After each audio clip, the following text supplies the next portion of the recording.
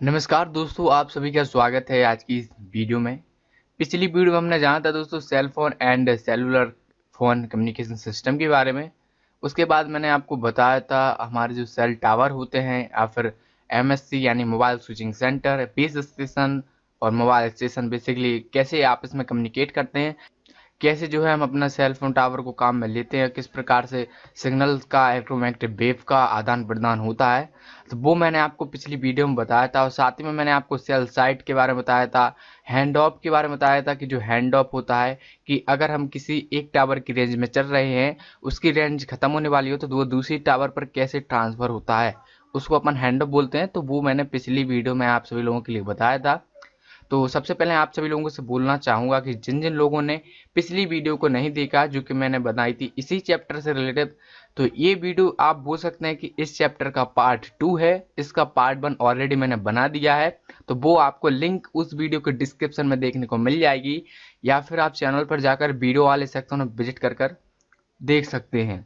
क्योंकि अगर आपने वो वीडियो नहीं देखी होगी तो आज की वीडियो को देखने का कोई मतलब नहीं समझता, क्योंकि यहाँ पर बहुत सारी चीज़ें हैं वो आपको समझ में ही नहीं आएंगी।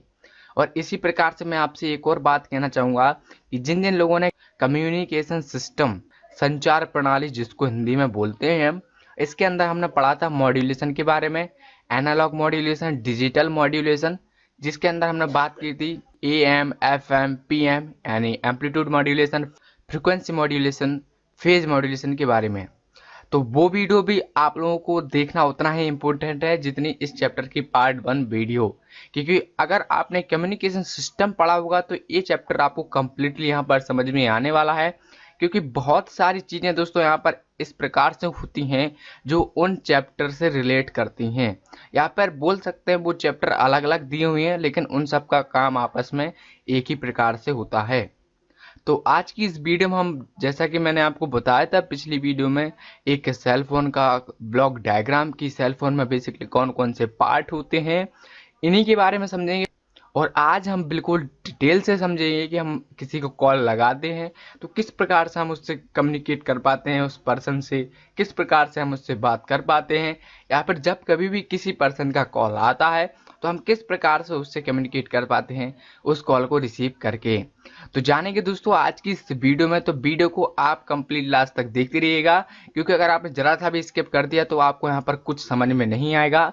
और ये दोस्तों आज की इस वीडियो में ये ब्लॉक डायग्राम है, ये है सेल फोन ब्लॉक डायग्राम। ये आपकी इंजीनियरिंग ड्राइंग में भी आ सकता है, तो आपको इसको बेसिकली समझना है। जैसे ही आप इसको समझ लेते हैं आपको एक कंप्लीटली आ जाएगा और आप इसको बनाना सीख जाएंगे। तो यहाँ से आपके दो फायदे होने वाले हैं, एक तो आप इसको समझ भी जाएंगे, दूसरा ये कि आपकी इंजीनियरिंग ड्राइंग के लिए आपका एक चित्र है जो तैयार हो जाएगा, ताकि अगर आपकी इंजीनियरिंग ड्राइंग में आ जाए तो वो वहाँ पर आप बना दें। और दोस्तों 90% चांसेस होते हैं कि ये इंजीनियरिंग ड्राइंग में आ जाए, क्योंकि ये बहुत ही मोस्ट इंपॉर्टेंट ब्लॉक डायग्राम होते हैं हमारी ट्रेड थ्योरी में या इंजीनियरिंग ड्राइंग में। वीडियो शुरू करने से पहले हम आपको बता दें, जिन जिन लोगों ने हमारा चैनल सब्सक्राइब नहीं किया है तो वो सब्सक्राइब कर लो, रेड कलर के सब्सक्राइबर वाले आइकन को प्रेस करके। उसके बाद जो बेल आइकन है उसको भी यहाँ पर प्रेस कर दीजिएगा और उसके बाद ऑल सेलेक्ट। और दोस्तों जितने भी मेरे भाई लोग मित्र लोग यहाँ पर इंस्टाग्राम चलाते हैं तो मुझे इंस्टाग्राम पर फॉलो कर लीजिएगा। मेरी इंस्टाग्राम आईडी है कौशल जोशी MKG, कर लीजिएगा। तो अब हम बात कर लेते हैं हमारे सेल फोन ब्लॉक डायग्राम के बारे में। तो सेल फोन ब्लॉक डायग्राम में बेसिकली हम जानेंगे किस प्रकार से हम बात करते हैं, नॉर्मली किस प्रकार से हम कोई भी नंबर डायल करते हैं, कोई भी नंबर रिसीव करते हैं, तो वो सब हम यहाँ पर समझेंगे। तो यहाँ पर आप लोग देख सकते हैं कि जो एक सेल फोन है उसका ब्लॉक डायग्राम यहाँ पर बना हुआ है, जिसमें दोस्तों बताया गया कि एक सेल फोन के अंदर कितने कम्युनिकेशन सिस्टम के लिए अलग अलग डिवाइस होते हैं, अलग अलग यहाँ पर हम डिवाइस, इक्विपमेंट, इलेक्ट्रॉनिक्स काम में लेते हैं। तो बेसिकली जब हम किसी को कम्युनिकेट करना पड़ता है तो यहाँ पर इतने सारे इक्विपमेंट यहाँ पर लगे होते हैं हमारे उस सेल फोन में, कीपैड वाले सेल फोन में, जिससे हम कम्युनिकेट कर सकें। तो एक बात यहाँ पर आप लोग क्लियर कर लीजिएगा कि ये जो ब्लॉक डायग्राम है ये एक कीपैड वाले फ़ोन का है। अब सबसे पहले मैं आपको यहाँ इतने सारे पार्ट दिए हुए हैं तो एक एक करके इन सब पार्टों के बारे में यहाँ पर बता देता हूँ। तो सबसे पहले दोस्तों यहाँ पर है माइक्रोफोन। माइक्रोफोन का काम क्या होता है? तो दोस्तों माइक्रोफोन का काम होता है कि हमारे जो हम इसको ध्वनि सिग्नल देते हैं, ऑडियो सिग्नल देते हैं, उसको इलेक्ट्रिक सिग्नल में कन्वर्ट करना। इसके बाद आता है एम्पलीफायर्स एंड फिल्टर। अब इसका काम क्या होता है, तो फिल्टर्स का काम होता है दोस्तों कि जो भी यहाँ पर अनावश्यक सिग्नल होते हैं, जो कि ख़राब सिग्नल होते हैं, उनकी हमें ज़रूरत नहीं होती है तो उनको ये हटा देता है। और एम्पलीफायर का काम होता है उस सिग्नल को एम्पलीफाई करना, क्योंकि हमें पता है जो हमारा सिग्नल यहाँ पर मिला है हमें वो कमज़ोर होता है, उसको हमें एम्पलीफाई करना पड़ता है। इसके बाद एडी कन्वर्टर। एडी कन्वर्टर का काम क्या होता है, तो AD converter basically analog to digital converter है। इसका काम होता है जो एनालॉग सिग्नल यहाँ पर मिला है उसको डिजिटल सिग्नल में कन्वर्ट करना। इसके बाद इस साइड आएंगे तो दोस्तों यहाँ पर है डीए। डीए दोस्तों एडी का उल्टा है। एडी जहाँ पर एनालॉग टू डिजिटल कन्वर्टर था, डीए यहाँ पर डिजिटल टू एनालॉग कन्वर्टर है, जहाँ पर दोस्तों इसका काम होता है कि जो भी इसे माइक्रो प्रोसेसर से डिजिटल सिग्नल मिलेगा उसको डिजिटल सिग्नल से वापस एनालॉग सिग्नल में जो है कन्वर्ट करता है डीए कन्वर्टर।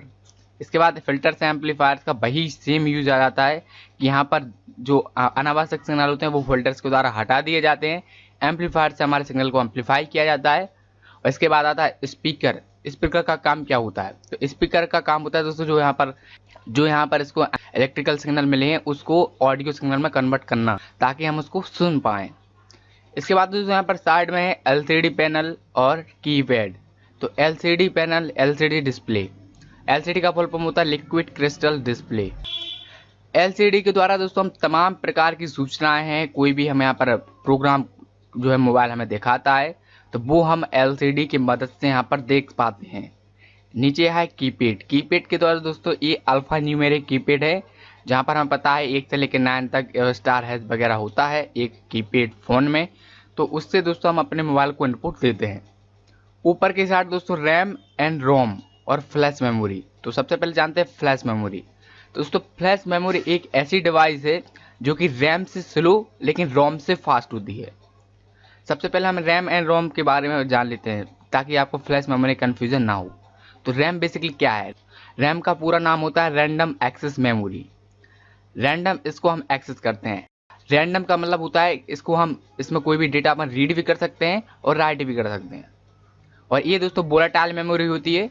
वोलेटाइल का मतलब है दोस्तों ये वोल्टेज पर डिपेंड करती है, मतलब कि जब तक हमारे डिवाइस में वोल्टेज रहेगा ये काम करेगी, इसमें डेटा स्टोर होगा, इसमें डेटा राइट भी होगा।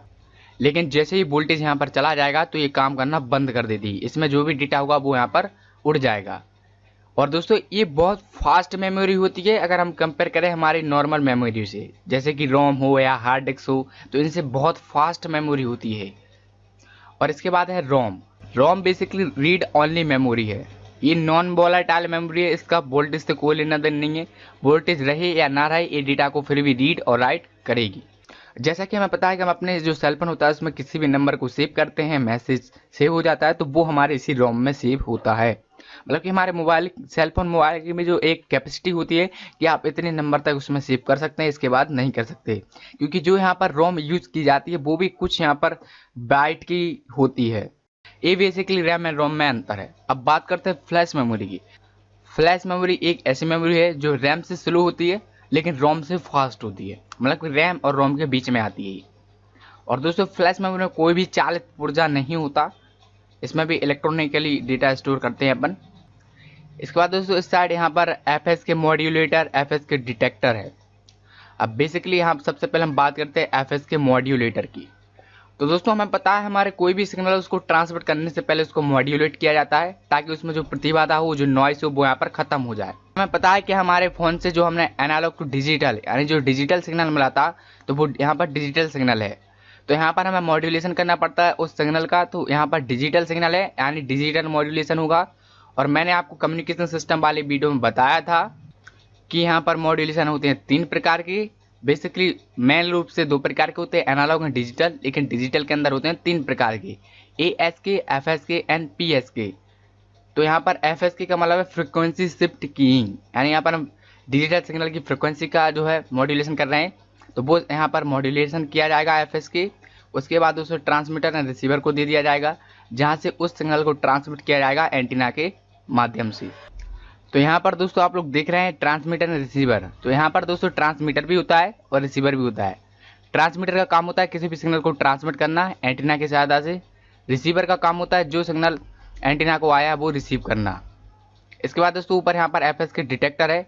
डिटेक्टर बेसिकली यहाँ पर फिल्टर्स की तरह ही काम करता है। जो सिग्नल यहाँ पर हमें नहीं चाहिए होते उनको ये हटा देता है। और यहाँ पर दोस्तों डिटेक्टर के साथ में होता है डीमॉड्यूलेटर। ये कोई कम्युनिकेशन सिस्टम वाली वीडियो में मैंने आपको बताया था, जिस सिग्नल का हम लोग मॉड्यूलेशन करते हैं उसका हमें डीमॉड्यूलेशन भी यहाँ पर करना पड़ता है। तो एफएस के डीमॉड्यूलेटर से दोस्तों हम उस सिग्नल का डीमॉड्यूलेशन किया जाता है। और यहाँ पर है माइक्रो प्रोसेसर। तो माइक्रो प्रोसेसर दोस्तों प्रोसेसर ही है एक प्रकार से, माइक्रो प्रोसेसर मैंने लिखा है लेकिन इसको अपन प्रोसेसर भी बोलते हैं। इसके अंदर दोस्तों होते हैं दो चीज़ें, ALU और कंट्रोल यूनिट। ALU का फुल फॉर्म होता है अर्थमेटिक लॉजिक यूनिट। तो यहाँ पर दोस्तों उस सिग्नल को सॉल्व किया जाएगा, उसकी कैलकुलेशन होगी, उस पर काम किया जाएगा और वापस में फिर यहाँ से आउटपुट दिया जाएगा। तो ये सारे पार्टों के बारे में मैंने आपको बता दिया एक एक करके, वो भी डिटेल से। आई होप कि इनके बारे में आप समझ होंगे। तो अब यहाँ पर दोस्तों दो कंडीशन बनती हैं, एक तो हमें किसी का कॉल आया या फिर हमने कॉल किसी को लगाया। तो सबसे पहले हम जान लेते हैं किसी को हमने कॉल लगाया तो वो कैसे लगेगा। तो सबसे पहले हम कीपैड से नंबर टाइप करेंगे जो कि हम अपने LCD डिस्प्ले पर देखेंगे। फिर दोस्तों वो माइक्रो प्रोसेसर से वो सिग्नल जाएगा, उसका मॉड्यूलेशन होगा, ट्रांसमीटर से ट्रांसमिट कर दिया जाएगा। फिर वो BTS, BS, BTS या BS या MSC को होते होते हमारे जो डेस्टिनेशन पॉइंट है जिसको हमने कॉल किया उस तक जाएगा, उस पर रिंग बज जाएगी और वहाँ पर वो कॉल पिकअप करेगा। अब हम यहाँ से बोलेंगे हेलो माइक्रोफोन से, तो हमारा जो हेलो बोलेंगे वो हमने ऑडियो सिग्नल दिया, तो ये फिर ऑडियो सिग्नल हमारा जाएगा एम्पलीफायर एंड फिल्टर में। तो यहाँ पर दोस्तों जो फिल्टर्स की सहायता से खराब सिग्नल को हटा दिया जाएगा और एम्पलीफायर से उस सिग्नल को एम्पलीफाई किया जाएगा। इसके बाद उस सिग्नल को दोस्तों वो एनालॉग सिग्नल है तो उसको डिजिटल सिग्नल में कन्वर्ट किया जाएगा, एनालॉग टू डिजिटल कन्वर्टर से। उसके बाद दोस्तों वो माइक्रो प्रोसेसर को जाएगा, क्योंकि दोस्तों आप एक बात यहाँ पर ध्यान दीजिएगा, जो हमारा प्रोसेसर होता है वो यहाँ पर डिजिटल सिग्नल को ही सॉल्व करता है, समझता है और एनालॉग सिग्नल को नहीं समझता। इसके बाद उस सिग्नल को दोस्तों यहाँ पर सॉल्व किया जाएगा, उस पर काम किया जाएगा। उसके बाद वो मॉड्यूलेटर को दिया जाएगा। मॉड्यूलेटर में दोस्तों वहाँ पर उस सिग्नल का फ्रिक्वेंसी मॉड्यूलेशन किया जाएगा, फिर वो जाएगा ट्रांसमीटर को और एंटीना के माध्यम से उसको ट्रांसमिट कर दिया जाएगा। और वो सिग्नल दोस्तों हमारे सेल टावर से होते होते हमारे उस पर्सन के पास पहुंच जाएगा जिसको हमने कॉल किया था वहाँ पर दोस्तों, और वो यहाँ पर रिसीव कर लेगा। तो कुछ इस प्रकार से हम किसी को कॉल लगाते हैं। अब एग्जाम्पल के लिए किसी से कॉल हमें आया, किसी से कॉल आएगा तो दोस्तों हम उसको कीपैड की मदद से पिकअप करेंगे सबसे पहले, और जैसे ही उसने वहाँ से हेलो बोला तो अब वो हेलो कैसे आएगा, वो बेसिकली वहाँ से सेम प्रोसेस उसके मोबाइल में होगा जो कि मैंने अभी आपको बताया।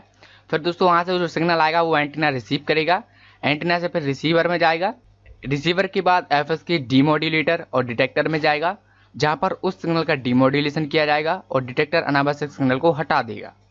फिर वो सिग्नल माइक्रो प्रोसेसर को जाएगा जहाँ पर उसको काम किया जाएगा, सॉल्व किया जाएगा। उसके बाद दोस्तों वो signal DA and digital to analog converter में जाएगा, जहाँ पर उस डिजिटल सिग्नल को एनालॉग में कन्वर्ट किया जाएगा। डिजिटल टू एनालॉग कन्वर्ट के बाद दोस्तों वो सिग्नल जाएगा फिल्टर्स एंड एम्पलीफायर में। फिल्टर्स में दोस्तों अनावश्यक सिग्नल को हटा दिया जाएगा, एम्पलीफायर से उस सिग्नल को एम्पलीफाई किया जाएगा। और दोस्तों इसके बाद जाएगा स्पीकर में, और स्पीकर का काम होता है इलेक्ट्रिक सिग्नल को ऑडियो सिग्नल में कन्वर्ट करना, और यहाँ पर हम वो उसका हेलो यहाँ पर सुन लेंगे। तो कुछ इस प्रकार से हम किसी को बात करते हैं। और दोस्तों ये प्रोसेस बहुत फास्ट होता है, मिली सेकंडों में ही हो जाता है, क्योंकि आपको पता ही नहीं चलता कि यहाँ पर इतना लंबा प्रोसेस हो रहा है, लेकिन ये इतना लंबा प्रोसेस होता है, रियलिटी में ऐसा ही होता है और ये बहुत फास्ट होता है। तो आई होप कि यहाँ पर आप लोग सेल ब्लॉक डायग्राम यहाँ पर दोस्तों मैं आपको एक वीडियो में बनाकर बता सकता था, लेकिन ये वीडियो बहुत लंबी हो जाती, करीब 1-2 घंटे की हो जाती, इसलिए मैंने अलग अलग वीडियो करके आपको समझाना ठीक समझा, ताकि आपको ये समझ में भी आ जाए और आप यहाँ पर बोर भी ना हो। तो ये बेसिक सा है, आप लोग इसको समझ गए होंगे। तो मुझे उम्मीद है कि आपको यहाँ पर सेल फोन का ब्लॉक डायग्राम और इसकी वर्किंग प्रणाली है वो यहाँ पर कैसे होती है, इसके जो एडवांटेज हैं, जो फंक्शन है, वो हम सब जानते हैं कि एक सेल फोन से हम क्या क्या कर सकते हैं, क्या क्या नहीं कर सकते, वो हर एक पर्सन आज के टाइम पर जानता होगा। तो वो यहाँ पर बताने की कोई ज़रूरत नहीं है। अगर फिर भी आपको लगे कि आपको नहीं पता तो आप बुक से उन्हें पढ़ सकते हैं, बहुत ईजी हैं। तो वीडियो अच्छी लगी तो लाइक करते जाइएगा, और अगर आपको यहाँ पर कोई प्रॉब्लम आई हुई है, कुछ बात यहाँ पर समझ में नहीं आई, तो आप कमेंट सेक्शन में जरूर बताइएगा। और दोस्तों इस वीडियो को हर जगह शेयर कर दीजिएगा, खास तौर पे उन लोगों के लिए जो कि हमारे भाई मित्र हैं, जो कि हमारे जैसे हैं, जो कि इलेक्ट्रॉनिक्स के बारे में पढ़ रहे हैं, तो उन सबको भी इस वीडियो को शेयर कीजिएगा। और अभी तक अगर आपने हमारे चैनल सब्सक्राइब नहीं किया है तो रेड कलर वाले सब्सक्राइब वाले आइकन को प्रेस करके सब्सक्राइब कर लो। उसके बाद जो बेल आइकन है उसको प्रेस कर दीजिएगा और वहाँ पर ऑल सेलेक्ट कर लीजिएगा। तो बस दोस्तों फिलहाल के लिए इतना ही, मिलते हैं फिर किसी वीडियो में।